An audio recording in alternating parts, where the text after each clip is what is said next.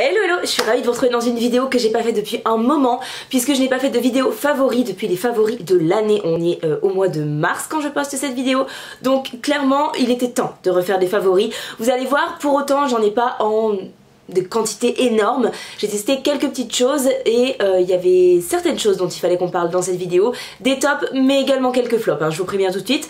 Donc écoutez, c'est parti, on commence tout de suite avec les soins. On commence mes favoris soins avec ce shampoing Ducray, que c'est la deuxième bouteille que j'entame. Clairement je l'ai racheté en promo sur le site Easy Pharmacy et je l'ai racheté en 2 fois déjà. Voilà, ça c'est la bouteille pleine qui m'attend, c'est mon backup et je suis déjà en train d'utiliser l'autre. Donc vraiment c'est un shampoing que j'aime beaucoup. En fait c'est un shampoing qui est régulateur de sébum, hein, toujours avec mon problème de cheveux gras. On adore ma vie. C'est un shampoing qui contient de l'argile directement. Il est assez particulier au niveau de l'utilisation parce qu'en fait il ne mousse pratiquement pas ou très peu. Je vois vraiment une différence quand j'utilise. J'utilise pas à chaque shampoing pour ne pas que mon cuir chevelu s'habitue et du coup de diminuer son efficacité. J'utilise du coup un shampoing sur 3 généralement et voilà, j'adore vraiment ce shampoing. Ensuite on passe à un produit que j'ai quasiment terminé, c'est la sulfureuse pâte du Marabout de chez Carencia. J'adore ce gel nettoyant, cas où vous ne le saviez pas, c'est un gel nettoyant et vraiment je l'adore. En fait c'est une pâte purifiante, nettoyante, anti-imperfection. Moi j'ai vu des résultats surtout sur le grain de peau plutôt, mes micro-kystes, etc. Je pense que ça fait pas non plus des miracles, mais vraiment par contre j'ai vu une vraie différence et quand ils disent qu'on voit un résultat dès la première application, c'est vrai. On voit vraiment tout de suite que la peau est plus douce, elle est vraiment purifiée, ça se voit en fait. Et clairement c'est entre le gel nettoyant et finalement l'exfoliant un petit peu. C'est un exfoliant très doux à utiliser une fois par jour, moi c'est ce que je fais et honnêtement je trouve que les résultats, elle tient ses promesses en fait, tout simplement cette pâte. Après est-ce qu'elle fait des miracles sur une peau comme la mienne ultra acnéique avec des micro-kystes en veux-tu en voilà? Non, elle n'enlève pas mes micro-kystes, hein, on est bien d'accord. Par contre, je pense qu'elle m'aide vraiment à ce que ma peau soit au mieux qu'elle peut, on va dire en ce moment. Et pour le coup, elle n'assèche pas non plus ma peau, sachant que je suis en ce moment en traitement contre l'acné. Vous le savez, si vous avez une peau qui a tendance à faire des imperfections, voilà, un grain de peau pas très régulier, vraiment je vous conseille de tester. Vraiment, je vous conseille de la tester, moi je l'adore. Et pour le coup, elle est quasiment terminée et je vais la racheter directement. Ensuite, troisième top soin, et honnêtement, celui-là, je pensais vraiment le mettre dans mes flops, pour le coup j'avais tort. C'est l'huile de chez Païs, je sais pas comment se dit la marque. Cette petite huile est vraiment géniale. Honnêtement je l'ai utilisée et dès la première application vous voyez les résultats. Moi j'en applique 3-4 gouttes sur tout mon visage parce qu'elle ne me rend pas la peau grasse. Après je l'applique pas le matin, hein, je l'applique le soir avant de dormir, on est bien d'accord. Mais pour le coup elle ne me rend pas la peau grasse. Je la lave le matin puisque je lave ma peau tous les matins et tous les soirs, je la lave, je réapplique d'autres soins le matin, mais vraiment elle est géniale dans le sens où moi ce que j'ai vraiment remarqué avec cette huile c'est qu'elle régénère ma peau en fait. J'ai vraiment cette sensation là le matin, ma peau est comme repulpée, régénérée, qu'elle m'aide vraiment à estomper plus rapidement les cicatrices. Ça m'a choquée en fait, je me suis dit mais tiens c'est bizarre en ce moment je trouve que mes cicatrices s'en vont vraiment vite depuis quelques jours. Bah ouais en fait j'utilisais cette huile là depuis une semaine. Donc concrètement ça fait 2 semaines que j'utilise, un soir sur 2 à savoir uniquement et voilà j'en suis là. Donc elle s'utilise très peu vite mais je l'ai assez testé pour pouvoir vous en parler quand même. Vraiment c'est de la bombe. Je vais voir si les résultats continuent à être aussi satisfaisants parce que parfois il y a certains produits au début on les trouve géniaux puis finalement au bout d'un moment je sais pas pourquoi mais voilà c'est pas transcendant. Mais en tout cas si je suis toujours autant satisfaite de cette huile quand je l'aurai terminée c'est pareil je la rachèterai. On va passer au flop concernant les soins. Il n'y en a qu'un et c'est un produit Lanolips. J'adore cette marque mais pour le coup ce produit là c'est un produit qu'on a eu dans le calendrier de chez Sephora. C'est censé hydrater et être lumineux. Ça n'hydrate mais pas du tout, ça n'hydrate rien du tout. Moi j'aime pas du tout l'odeur. Voilà, c'est pas entêtant comme odeur hein. Une fois que vous l'avez... En fait ça sent les agrumes et moi j'ai beaucoup de mal avec l'odeur d'agrumes, je trouve ça chimique, enfin bref. En tout cas si vous aimez l'odeur d'agrumes pourquoi pas. Elle est très lumineuse, ça on est d'accord, mais c'est tout en fait. On peut même pas dire que ce soit un gloss, c'est entre le baume et le gloss. En lumineur, oui, hydratant, non. Voilà, c'est parti, on passe tout de suite au make-up. Elle est là, ma palette Nude Riche de chez Huda Beauty. Je suis fan de cette palette et en fait j'en étais déjà fan. J'étais déjà fan de l'Harmonie avant de l'acheter bien sûr, sinon je l'aurais pas acheté. Mais depuis que je l'ai utilisée pour faire des make-up très différents, j'en suis encore plus fan. J'adore cette palette, vraiment. Je vous invite, si vous avez envie de voir une revue détaillée, parce qu'on va pas tout redire dans cette vidéo, c'est pas le but, allez juste là dans le petit, je vous la mets, mais vraiment c'est de la bombe. J'adore cette palette. Je vais rester dans les favoris, je vous parlerai après des flops. J'ai un produit que je n'ai plus sous la main, je crois que je l'ai jeté, je sais pas ce que j'en ai fait. C'est le spray fixateur de chez Tarte que j'ai testé en format miniature et je l'ai adoré, notamment pour l'odeur et aussi pour son effet... voilà, ça avait vraiment ravivé mon teint. Ça avait pas matifié de fou, mais ça faisait moins cet effet luisant, caca, un peu dégoûtant. Ça avait rafraîchi, c'est vraiment le mot que j'ai envie d'employer. Et du coup c'est un spray fixateur que j'ai vraiment apprécié en fait avec ça. Je trouve pas forcément qu'il fasse tenir le make-up de fou sur la durée, pas spécialement, j'ai testé des sprays fixateurs mieux que ça. Mais par contre au niveau de l'effet immédiat, j'ai vraiment trouvé qu'il avait ravivé et légèrement matifié mon teint en fait, ça faisait en tout cas plus cet effet luisant dégueu. Donc voilà, je l'aime beaucoup et à l'occasion je le rachèterai. Alors on va passer à des tops. Je suis très étonnée de mettre des blushs dans cette vidéo puisque vous savez que c'est très rare que je vous parle de top blush, j'en teste très rarement. La dernière fois que vous avez vu un top blush c'était mes blushs Benefit. Mais là j'ai testé 2 blushs et vraiment je les aime beaucoup. Alors mon préféré c'est le blush de chez Tarte. Là j'ai un coup de cœur de fou pour ce blush. J'aime aussi beaucoup le format en fait parce que j'utilise très souvent et je trouve qu'il se vide pas très vite. Et en plus de ça c'est parfait pour mettre mon pinceau, c'est juste le format qu'il me faut. Donc honnêtement en grand format je sais pas si j'achèterais, sachant que moi les blushs voilà c'est pas ce que j'utilise le plus. J'espère que quand j'aurai plus de boutons je pourrai me lancer un peu plus là-dedans, me faire un peu plus plaisir avec les blushs, mais pour l'instant j'y vais avec parcimonie. Dans tous les cas ce blush là c'est vraiment un énorme coup de cœur, c'est la teinte Exposed. Tout me plaît dans ce blush, la texture, la pigmentation qui est juste ce qu'il faut, pas trop pigmenté, et la couleur, enfin j'aime tout en fait, il se fond à la peau, il est mat, enfin bref c'est un bonheur d'utiliser ce blush. Donc voilà, si vous êtes comme moi avec des couleurs assez neutres au niveau du blush, que vous avez tendance à avoir des imperfections et que du coup vous savez pas vers quel blush vous tournez, je pense que ça peut vraiment vous plaire. La teinte est bonne, la texture va vraiment se fondre à la peau, donc ça va éviter de faire un effet placard un peu, vous savez comme certains blushs peuvent faire. De la bombe, vraiment blush de chez Tarte, de la bombe, et c'est clairement pas le dernier qui sera dans ma collection. Ensuite, deuxième blush que j'ai à vous présenter, c'est un blush de chez Couleur Caramel, une marque que je connaissais pas du tout, c'est une marque de cosmétiques bio. Vraiment, j'ai bien aimé en fait, vraiment ce petit blush. Au début quand je l'ai testé, je me suis dit ouais, alors il est très pigmenté. Enfin, il est très pigmenté. J'ai vu des blushs beaucoup plus pigmentés, vous voyez. Mais pour le coup, pour moi, il est trop pigmenté puisque moi, j'aime les blushs vraiment avec beaucoup de parcimonie. Pour le coup, celui-là, il est pigmenté. Si vous aimez les blushs pigmentés, celui-là va plus vous convenir que le Tarte pour le coup. Et la teinte, en fait, m'a beaucoup plu. Vraiment, c'est un pêche qui est très beau. Même si c'est pêche, ça reste du neutre, hein. C'est toujours mes teintes, moi. Donc si vous aimez la cosmétique bio ou pas, vous avez envie de tester un blush, il me semble qu'il est pas très cher celui-là en plus, n'hésitez pas, penchez-vous sur celui-là parce que je pense qu'il peut vous plaire en fait. Je trouve qu'il se fond bien à la peau, enfin vraiment moi voilà, j'ai rien à dire, je l'aime bien, vraiment. J'ai une base de chez Tarte à vous présenter, c'est la base hydratante que j'ai beaucoup aimée. Il faut savoir qu'elle sent la noix de coco, donc voilà, forcément j'étais fan.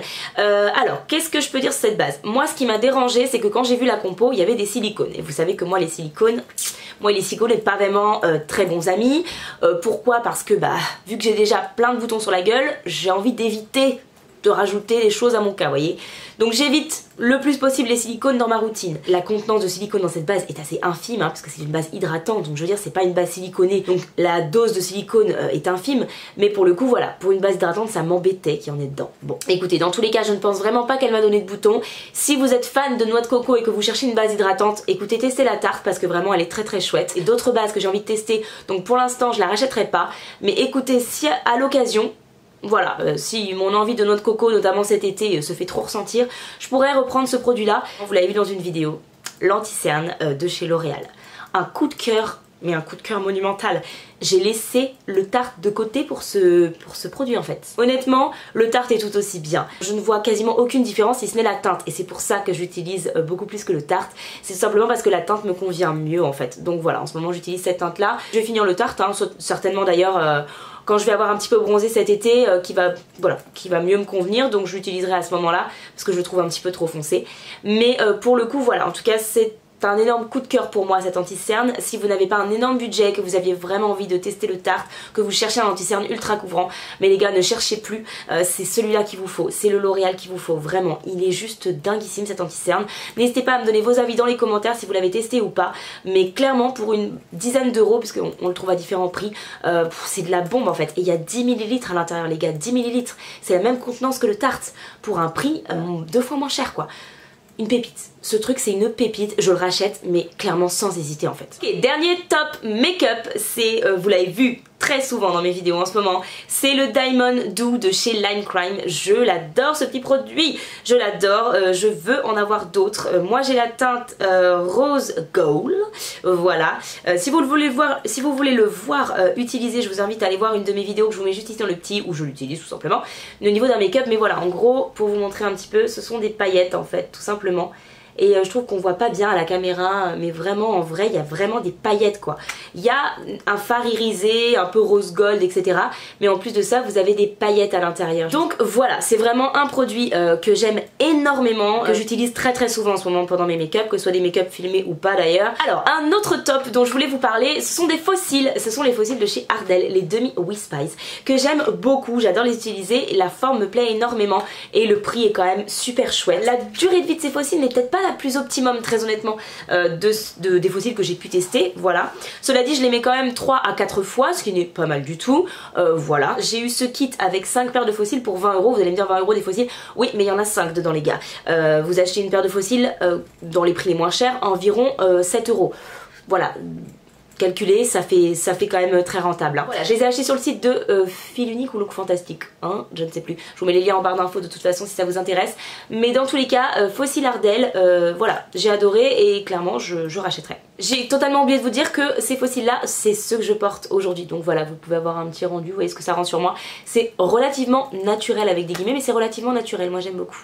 Ok, maintenant que ça c'est fait, on passe tout de suite du coup à mes flops make-up. Je vais vous parler tout d'abord, mais vous ne serez pas surpris, de la poudre Boo make-up. Je l'aime pas.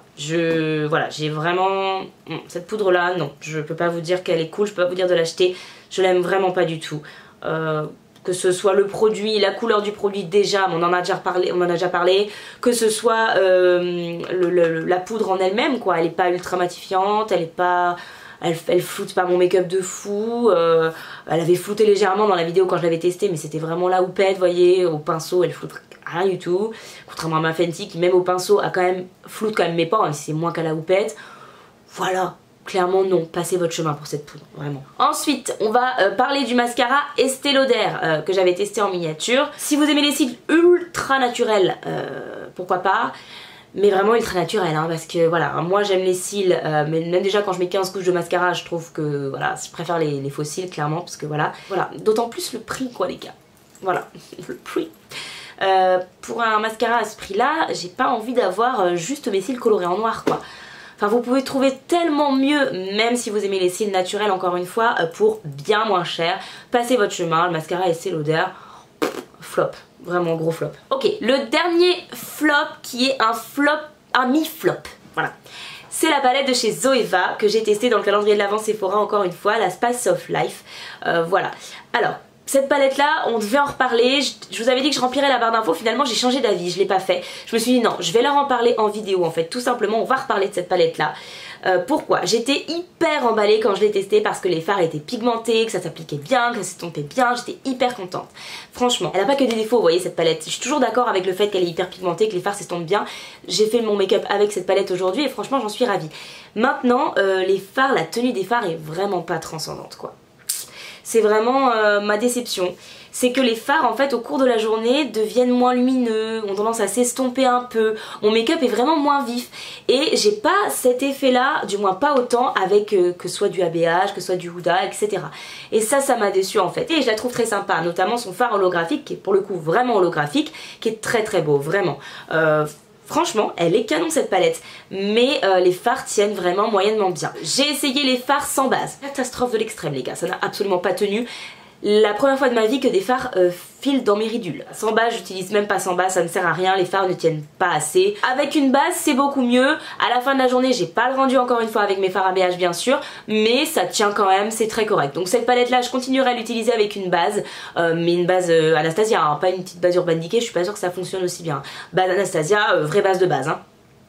Parce que pour le coup quand j'avais pas mis de base la fois où je l'avais testé sans base, j'avais quand même mis de l'anti-cerne sur ma paupière, donc je veux dire ma paupière n'était pas non plus nue hein, avec le fard dessus, on est bien d'accord. Donc voilà, n'hésitez pas également à me faire vos favoris du mois, des mois qui ont suivi, voilà. N'hésitez pas, dites-moi tout ça dans les commentaires, si j'ai des produits qu'il faut absolument que je teste, je vous écoute encore une fois dans les commentaires. Et moi je vous dis à très vite dans une prochaine vidéo, si ça vous a plu, n'hésitez pas à liker la vidéo, c'est juste en dessous, il faut juste cliquer sur le petit bouton le petit pouce en l'air. Et si c'est pas encore fait, n'hésitez pas également à vous abonner. Et si vous n'avez envie de louper aucune de mes vidéos, je vous invite à activer la petite cloche, tout simplement parce que YouTube ne notifie pas forcément les vidéos, voilà, les vidéos. Donc n'hésitez pas à activer la petite cloche si vous avez envie d'être présent, de savoir quand est-ce que je poste. Moi, quand c'est ça, je vous tiens au courant sur Instagram. Si vous avez envie de m'y ajouter, c'est Ellie Cinti, comme la chaîne YouTube, voilà. Donc écoutez, nous on se retrouve, que ce soit sur YouTube ou sur Instagram, très très vite. Bye!